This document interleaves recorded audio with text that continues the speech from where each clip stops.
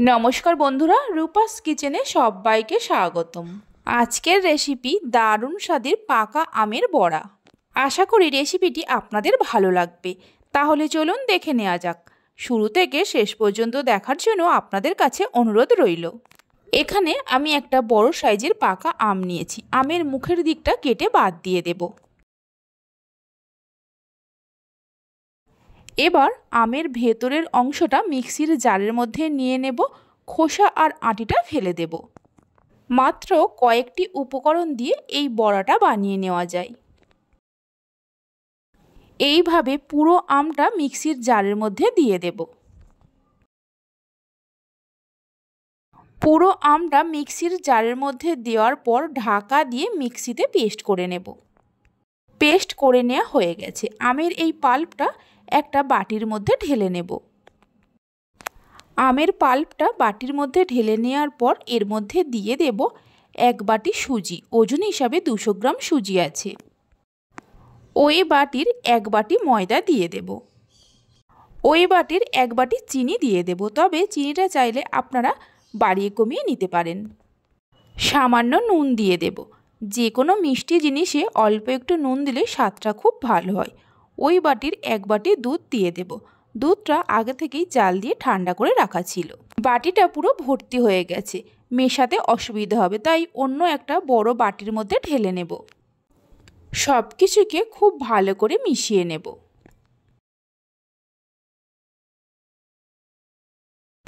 সব কিছুকে মিশিয়ে নেওয়ার পর 8 থেকে 10 মিনিটের জন্য ঢাকা দিয়ে রেখে দেব। ততক্ষণে চিনিগুলো মেল্ট হয়ে যাবে আর সুজিটাও ভিজে নরম হয়ে যাবে।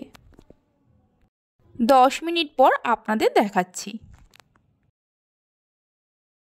10 মিনিট পর দেখুন চিনিগুলো মেল্ট হয়ে গেছে আর সুজিগুলো ভিজে নরম হয়ে গেছে। মিশ্রণটাকে মিনিট 3-4 সময় ধরে একটু ফেটিয়ে নেব।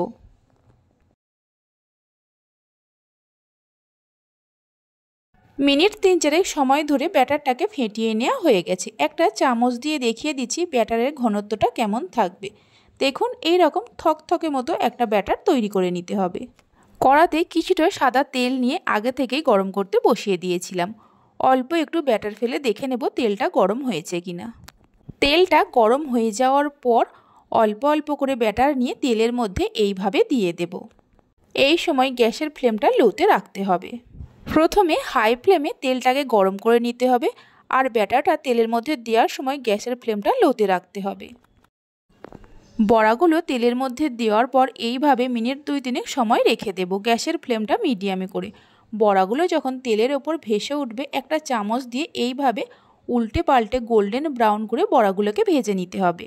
হাই ফ্লেমে বড়াগুলোকে ভাজতে যাবেন না, তাহলে ওপরটা খুব তাড়াতাড়ি লাল হয়ে যাবে আর ভেতরটা কাঁচা থেকে যাবে। মিডিয়াম ফ্লেমে মিনিট 4-5 সময় ধরে বড়াগুলোকে ভেজে নিতে হবে। এইভাবে একবার পাকা আমের বড়ার রেসিপিটি বাড়িতে বানিয়ে দেখতে পারেন।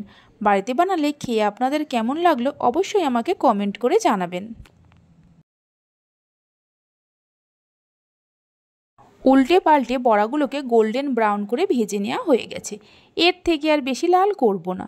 এবার তেল ঝরিয়ে নিয়ে বড়াগুলোকে একটা কিচেন টিস্যুর ওপরে রেখে দেব, তাহলে এক্সট্রা যে তেলটা আছে সোপ করে নেবে।